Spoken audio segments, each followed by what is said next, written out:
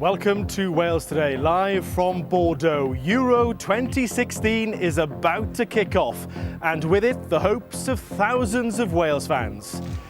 They arrived amid tight security. France in a state of emergency after recent attacks. Tens of thousands of police and soldiers on the streets. The fans in fine voice. They've waited decades for major tournament football. Here at Stade de Bordeaux, Wales will take to the field tomorrow to face Slovakia. The squad left their training base in Brittany earlier. Chris Coleman says his men are ready. And the results will be what they're going to be, but we make sure we take care of our performance and we do our nation proud. And Wales, in a major championship, used to be the stuff of video games. We'll have our guide to the group. In Wales, as thousands of steel workers wait for news about their jobs, the call for a long-term solution to the steel crisis from the new Economy Secretary. And how the family of Oliver Edwards-Cavill, who took his own life, are campaigning for more support to prevent other parents losing a child.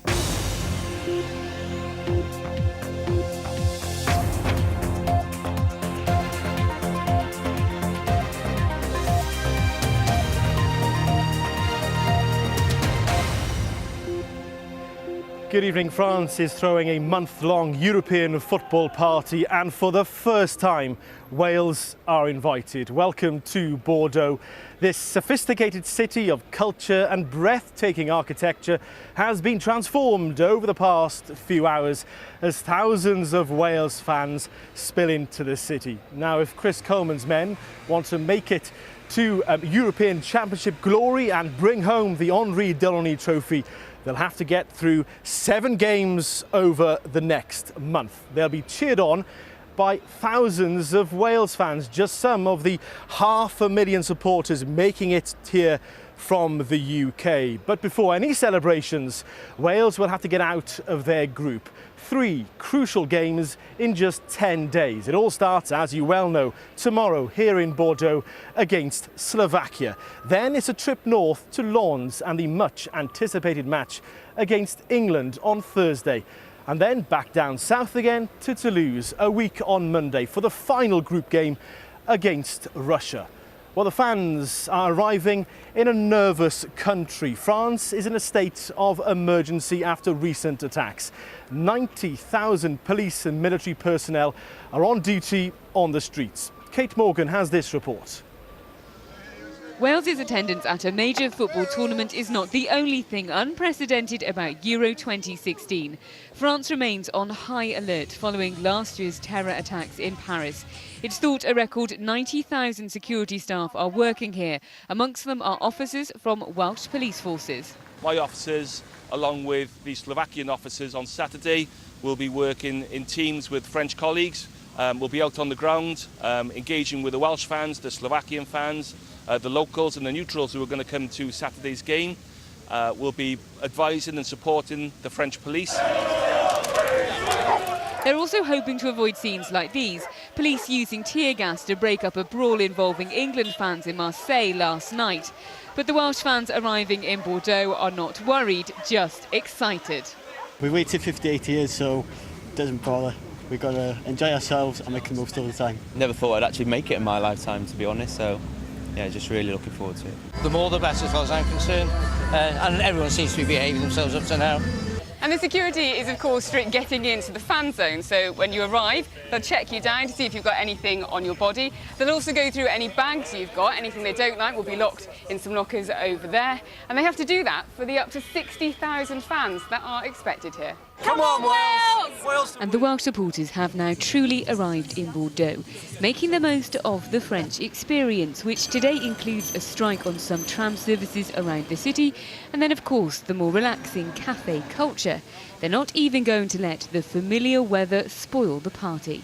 The atmosphere's been amazing. Like, everyone's really good fun.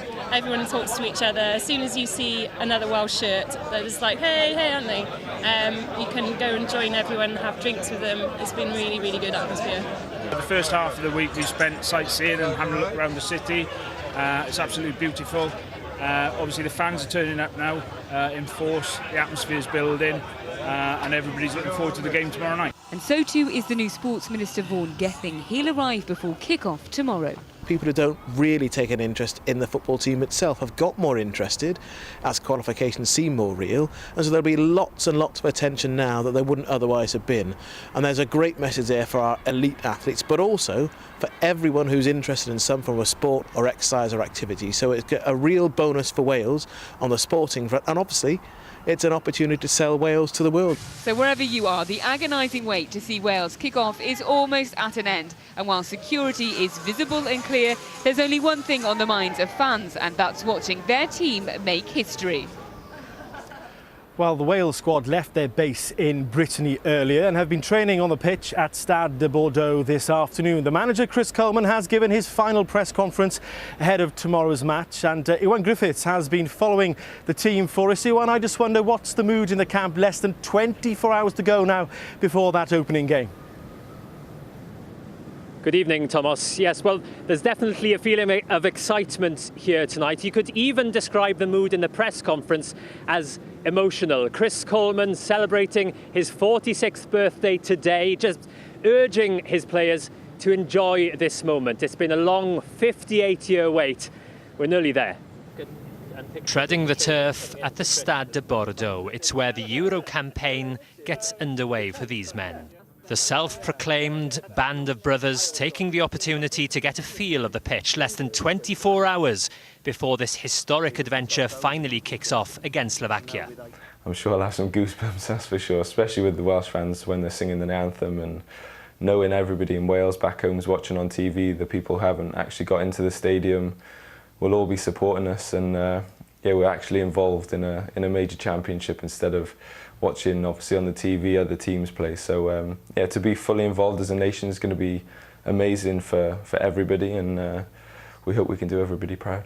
Chris Coleman, on the day he turns 46, says they're prepared and ready. We're going to enter the tournament in the same spirit as we entered our campaign, and that is when we walk onto the pitch we give everything for our jersey, and what will be after that. The results will be what they're going to be, but we make sure we take care of our performance and we do our nation proud. The Slovakians are also in town. They won 7 back-to-back games qualifying for this tournament, including a memorable away victory against Spain. They also beat world champions Germany 3-1 just a few weeks ago in a friendly. A team not to take lightly. Liverpool's Martin Skrtel will captain the side from the back, while Napoli playmaker Marek Hamsik, their current top scorer, is arguably the squad's most important player. Obviously he's a great player, but you know, we've looked at them, we've done our research, we've talked in meetings, we've done our work on the field, but at the end of the day it's the same for us as it always is, and we concentrate on ourselves, how we can hurt Slovakia. That's what we put our energy into. It's been a long wait, with Wales having to sit out of each major footballing tournament since 1958. This evening, fans in red place their hopes on these men to make that wait worthwhile. The thoughts of Chris Coleman and the players there. Now, many former international players have come agonisingly close to qualifying for a major tournament, including the likes of midfielder Robbie Savage. A little earlier, I asked him about the challenge that Slovakia will pose tomorrow. They're very good in the counter. They've got such pace in wide areas, and Weiss and Mack, and obviously Hamsik, who can score goals. I think he got 5 goals in the qualifying campaign. They beat Spain in the qualifiers. They had a great start. They won 6 out of 6 in their first 6 games. So, you know, not to be taken lightly, but I think it's a game. It's a massive, massive game. It's a game Wales cannot afford to lose. You speak to pundits, former players from outside of Wales. Where do they place Wales's chances in this tournament? Well, I know we keep saying about Gareth Bale, but with him on the pitch, he's a superstar and he's a match winner. And that's why I think we're different to Republic of Ireland and Northern Ireland, because they haven't got the Gareth Bale. England, they've got Vardy and Kane and Rooney and Dele Alli, but they're no Gareth Bale. So if he can stay fit and they can get the ball to him as often as they can, I think last 16 with a possible quarter-final, is a real opportunity. But the first and foremost, you cannot lose against Slovakia tomorrow. Everything on Gareth Bale's shoulders? I wouldn't say on his shoulders, but when you're involved in 9 out of the 11 goals in the qualifying, you have to say that going forward we are reliant upon him, no doubt about that. Will he go with Robson Kanu? Will he go with Sam Vokes? What will he do in midfield? Will he go with Dave Edwards or Andy King alongside Allen and Ramsey? So, you know, I'd go for it. I'd go with Andy King in the middle of the park with Ramsey and Allen, but I've got a sneaky feeling he might go with the more physical presence of Dave Edwards. Robbie, you came close to qualifying yourself we did, with Wales. It's going to be those. You're a fan as well. Wales are here. How excited are you? Oh, this massively. Is it. Yeah, brilliant. You know, of course. You know, I speak to John Hartson and Craig Bellamy. Of course, we missed out to Russia, but you know, this group of players has bonded so well. And to be here as a pundit, you know, coming to a major tournament, that's my third one. You know, but when you've got an involvement in it, you know, it's fantastic, and it's great to see Wales. I've been with all the fans in Bordeaux this morning. You know, there's 10,000 fans expected, so it's brilliant for, you know, for everybody associated with Wales. But Chris Coleman's done a great job. Are Wales to win tomorrow? My heart says yes. My head says it's going to be tougher than what people think. Robbie Savage there. Well, it's quiet here this evening. 42,000 fans will stream into this stadium tomorrow. Kick-off is at 5 o'clock. I'll bring you all the reaction on Wales Today tomorrow evening. But for now, it's back to you, Lucy. Yuan, thank you so much. Good evening. The new Economy Secretary is calling for a long-term solution to the steel crisis that will protect jobs, whether Tata sells its UK sites or not. Ken Skate says the company would have to show that it could sustain steel making at Port Talbot if it decided to hold on to the plant. While Plaid Cymru says Tata must not be allowed to benefit from proposed pension changes aimed at helping to find a buyer. Our business correspondent Brian Meakin has the latest. The week continues for Tata workers not only at Port Talbot but across the country. Steel prices have begun to rise and losses at this site are starting to fall. The UK government's also negotiating with Tata on issues like reducing the company's pension liabilities and helping with energy costs. Some believe that the Indian company is now reconsidering its decision to sell. In his first interview with Wales Today since being appointed, the new Economy Secretary says Tata will have to show it's in it for the long term if it's not selling. We want a sustainable solution at the end of the day that provides steel-making jobs in Wales. For many communities, steel is essential. For the country, it's vital. And our preferred option would be for any buyer or for Tata to maintain for the long-term steel-making in Wales. Tata's been expected to release a shortlist of potential bidders for weeks, but delays have led to worries about what's happening with the sales process. Liberty Steel in Newport is one of the companies expected to be on that list, along with Excalibur and investors Endless, who may be working with Wilbur Ross from the US. Save our steel! Tata workers held a rally in London last month and the Business Minister Anna Soubry marched alongside them. But some argue these workers and the other members of Tata's pension scheme shouldn't lose benefits if the company does decide to keep its UK operations after all. This is Tata's responsibility, it's their liability. Actually, in law, they cannot walk away from it. Tata Group can meet this pension fund deficit, and it would be wrong morally and legally, actually, because it would set a very worrying precedent for all kinds of other multinational corporations to allow Tata to walk away from its responsibilities. Both the UK government and Tata say they're working together to secure the future of the business and achieve the best outcome for members of the pension scheme. Brian Meakin there. Around 50 people gathered in Pembrokeshire today to discuss concerns about mental health support for young people. The public forum was organised by the family of 15-year-old Oliver Edwards Cavill from Pembroke Dock, who took his own life in 2008. Pembrokeshire Council and Hull Health Board were due to be on the panel, but both were unable to attend. The Health Board said this was due to sickness. The Council has been asked to comment. It's hoped the forum will help to improve services. Young people are identifying that they want to see services improved, but also maybe the establishment and development of more maybe appropriate type services that are not necessarily mental health thing, but more emotional well-being to do that transfer from young person to adulthood. A coroner has told Betsy Cadwallader Health Board it must push ahead with plans to set up a special team to help mothers-to-be with mental health problems. It follows the death of 22-year-old Shanice Priestley, who was 8 months pregnant when she hanged herself at her home in Connaught 2 years ago. The Health Board said it is developing a perinatal mental health service for North Wales. The Welsh Government has stepped in to attempt to end a dispute affecting staff who work for National Museum Wales. Members of the PCS union have been taking continuous strike action over plans to end extra payments for working weekends. The museum has now offered a lump sum equivalent to 5 years' worth of weekend payments. The Welsh Government is financing half of the offer. The union says it's considering the details and hopes to ballot members next week.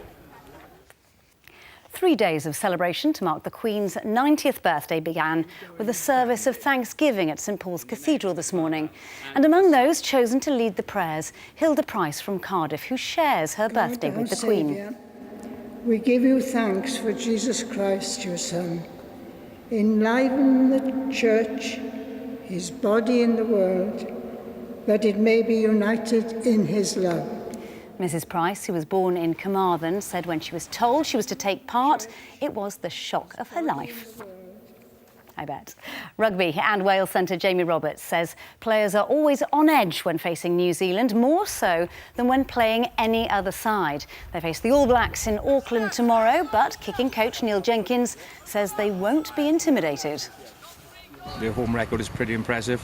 And no matter where they play in the world, they're pretty impressive. So, I think we've been here as some of the players and obviously the staff back in the World Cup in 2011, the semis and the third, fourth, and didn't go too well for us on them occasions. So, hopefully we can turn that around tomorrow and play well.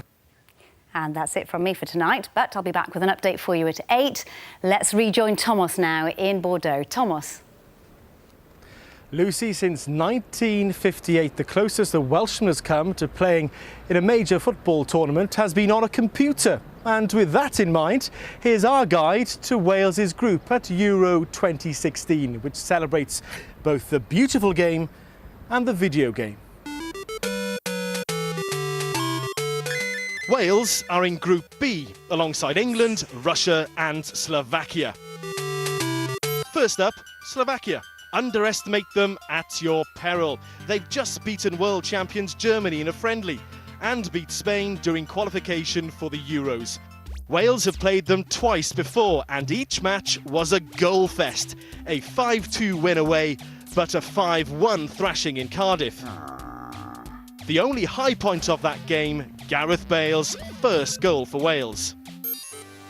Next up, some team called England. Apparently they won something back in 1966, but they rarely mention it. Their team is full of stars and full of firepower. Harry Kane and Jamie Vardy among the Premier League's top scorers. With a perfect record in qualifying, 10 wins from 10 games, they're favourites to top the group and beat Wales. But they don't always live up to their potential when it comes to tournaments. Finally, it's the Russians, responsible for Welsh heartbreak when they beat us in the playoffs for Euro 2004, fielding a player, Yegor Titov, who later failed the drugs test. There aren't too many household names in the Russian squad, and their star player, Alan Zagoev, has already withdrawn through injury. The Russians have bags of experience, but they're an ageing squad, and Wales's pacey attackers will look to exploit that. Finish in the top 2 and Wales go through to the next round. But the 4 best third-place finishers will also progress.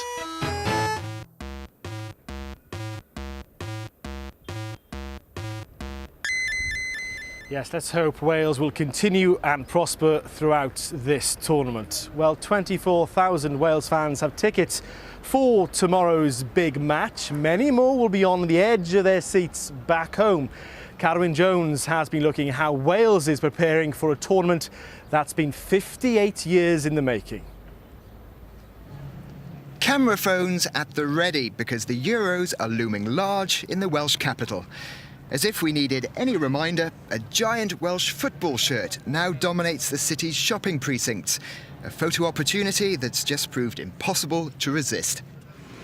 Something else that's appeared in Cardiff is this fan zone, a huge field behind the castle, where Wales supporters can come together to enjoy all the action. Tomorrow, around 6,000 football fans will be gathering here to watch Wales take on Slovakia, and they'll be watching it on a giant screen that will be placed behind me. And that screen, organisers say, is the largest high-definition screen anywhere in the UK. Watching the last-minute preparations with particular pride is Blackwood student Mark Jones.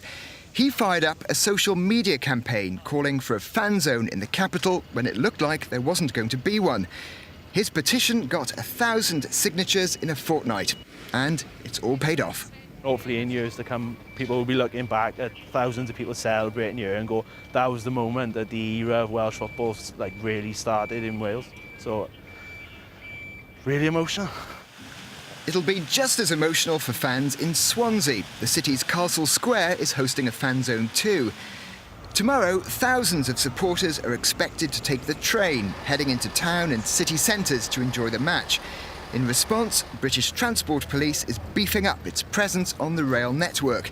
We do have sufficient resources over and above normality to make sure we can cater for normal footfall through our stations, but also that extra level that might come through, and indeed perhaps of some that come through that maybe the worse they were for drink and may need some assistance on the way.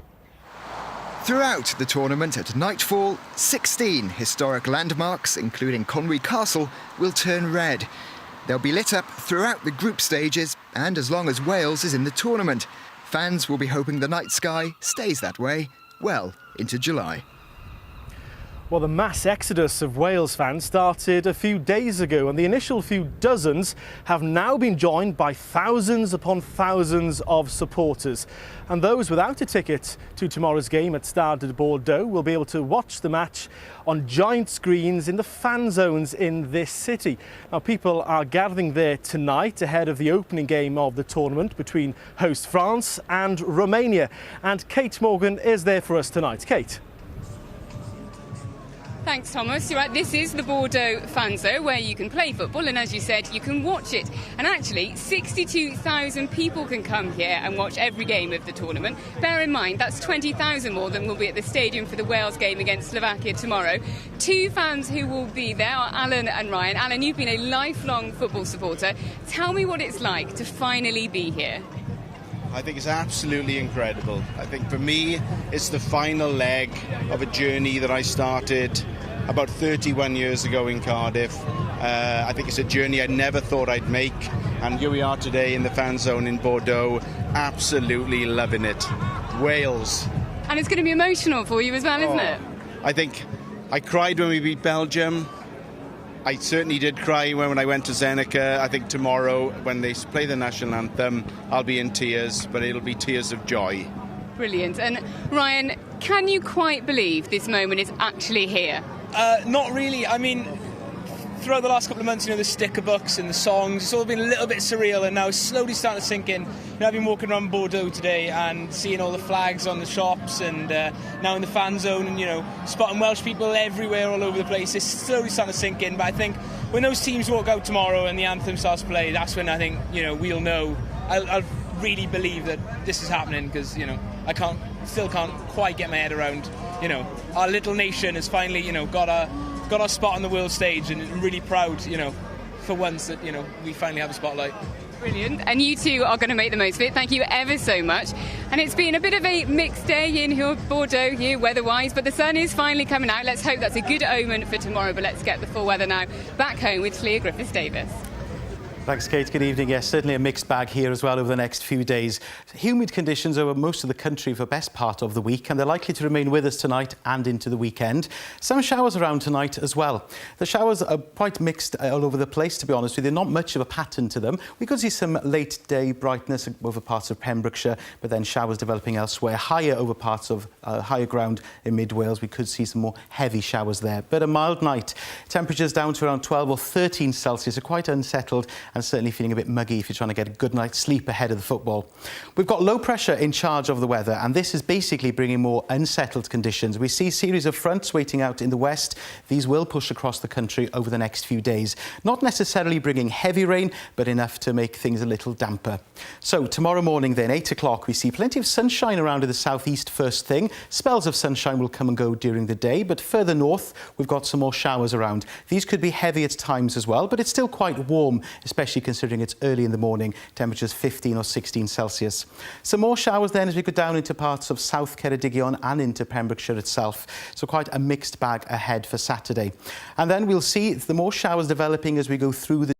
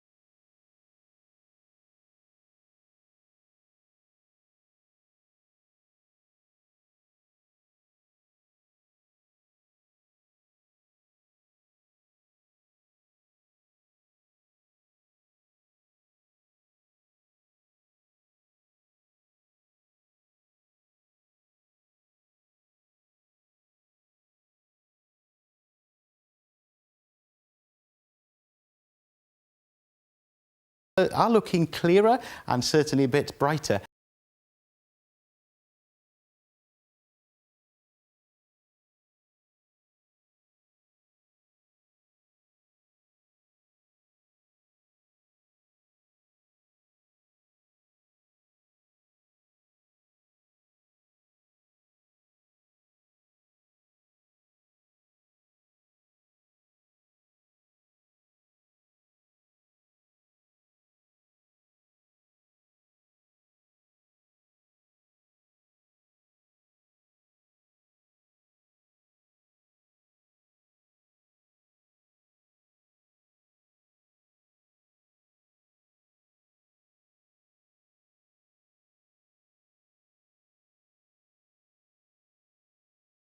On the big stage. But now they have a chance to make a real impression on the Euro